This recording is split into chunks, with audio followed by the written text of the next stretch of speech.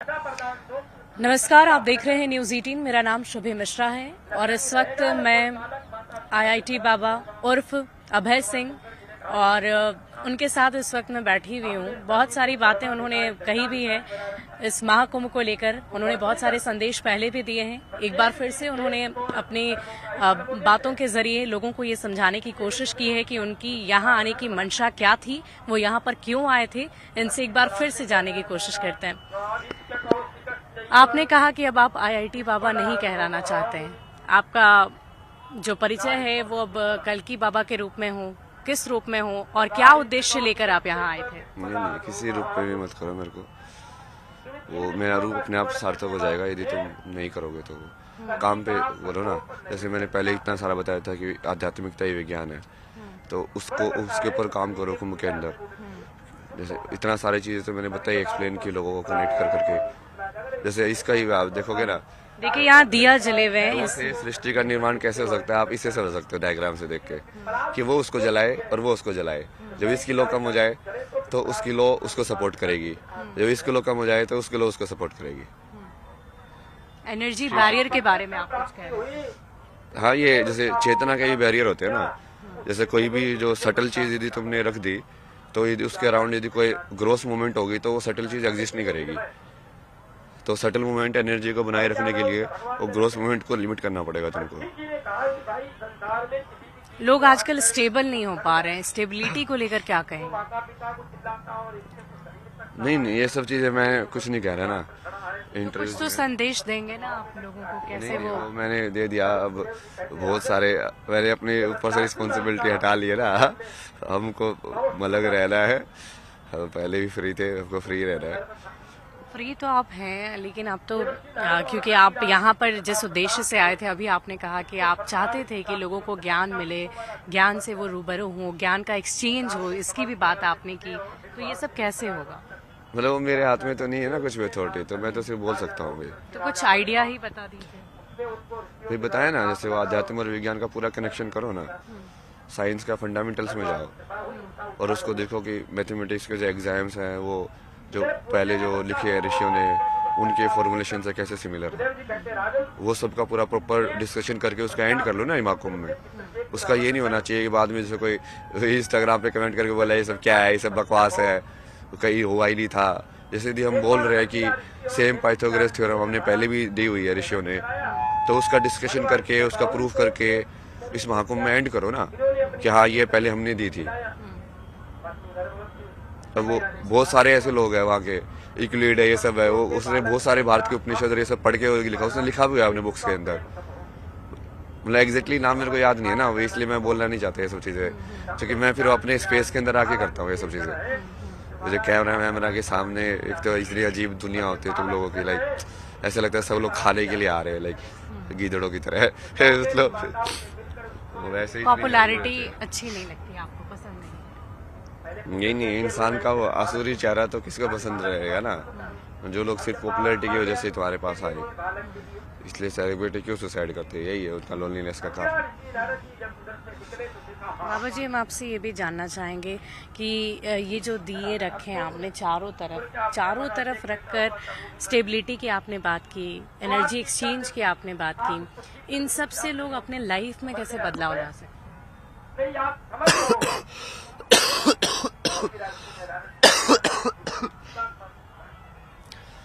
मेरे से ये सब सवाल क्यों पूछ रहे हो? मतलब वही ना, इसका जवाब तो बता दिया ना मैंने।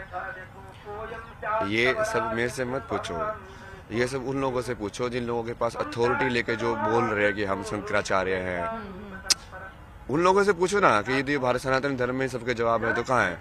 अब मुझे तो तुम नोबडी भी नहीं बना रहे हो, कुछ भी नहीं बना रहे हो, तो मैं तो बोल दिया ना कि मैं तो नोबडी हूँ। अभी आपने देखा होगा बहुत सारे यहाँ पर साधु संत पहुंचे हुए हैं, सबके पास मिलने के लिए लोग जा रहे हैं, सबका आशीर्वाद लेना चाह रहे हैं, भीड़ बहुत ज़्यादा है, लेकिन वहाँ पर भी वो स्टारडम वाली चीज़ आ जाती है। कुछ लोगों को मिलने दिया जाता है, कुछ लोगों को नहीं मिलने दिया जाता है।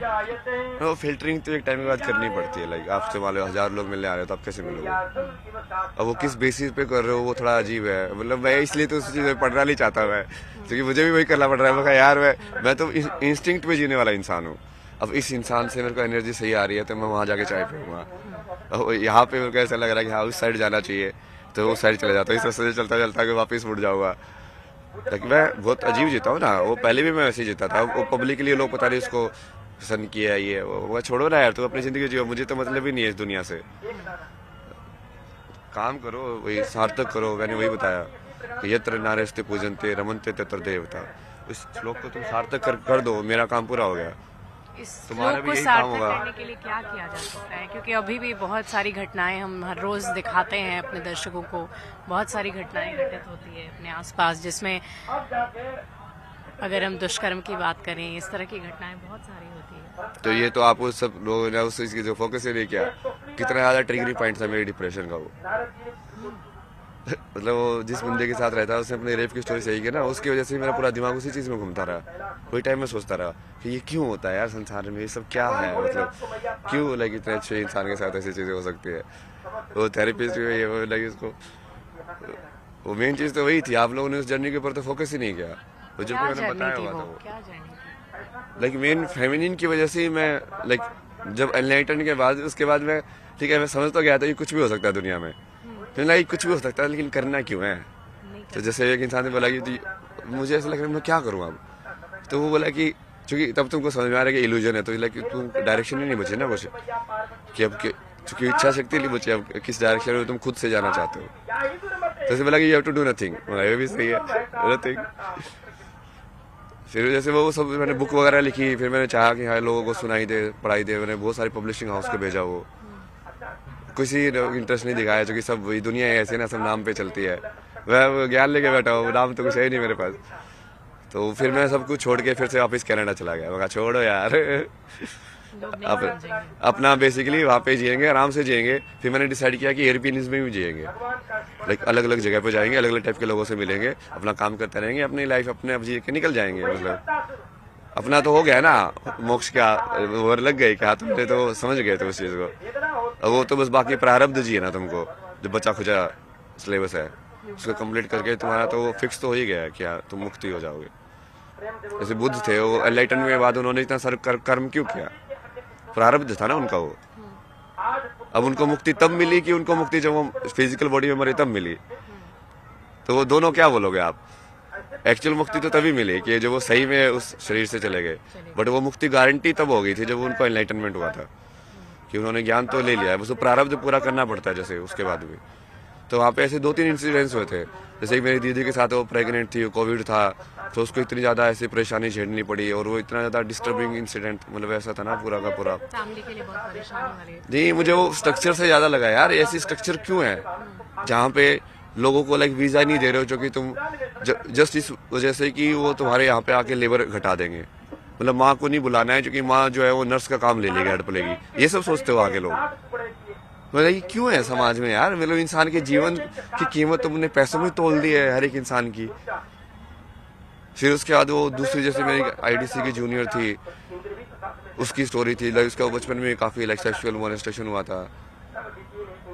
तो उसके बाद उसकी जैसे मैरिज भी ब्रोक हो गई, तो वो भी काफी डिसबैलेंस थी, वो पता नहीं क्या क्या डालती रहती थी, पूरा वो कम्युनिस्ट फिलोसफी सबका। क्या हो गया तेरे को, लाइक तू इतनी सौम्य थी, मतलब अभी ऐसे कैसे हो गई।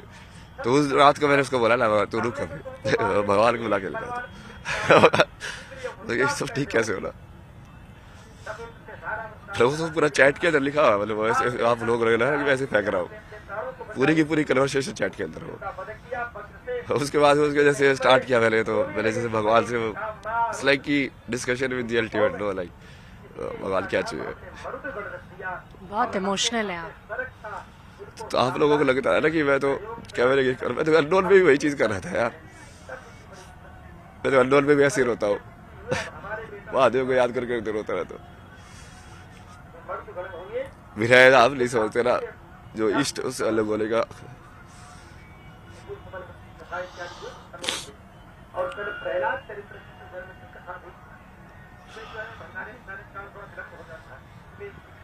तो वहाँ पे कनाडा में उस टाइम पे भी जब उसके बाद वो पूरी अलग जर्नी शुरू हो गई ना, मैंने खुद को महादेव को दे दिया नाम का, मैं अपने आप को लगा रहा हूँ ना। ये 2-3 घटनाओं की वजह से ऐसा। हम लोग वो जैसे वो सीरीज ऑफ मेरी मदर का जैसे भी डोमेस्टिक वायलेंस में जैसे पिताजी बहुत पढ़ाई करते थे, तो मेरे को इतना ज्यादा फीमेल ट्रॉमा था ना दुनिया का, लाइक पूरा का पूरा तो लगे वो कर्म मेरे को पूरा करना ही पड़ा कि इसको ठीक कैसे करे भाई।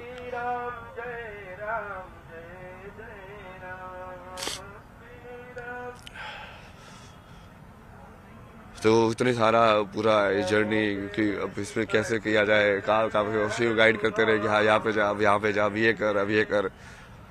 उसको बोलता भगवान बहुत मुश्किल है, नहीं होगा, संसार बहुत अलग है, अलग होगा होगा तू करता जा, होगा।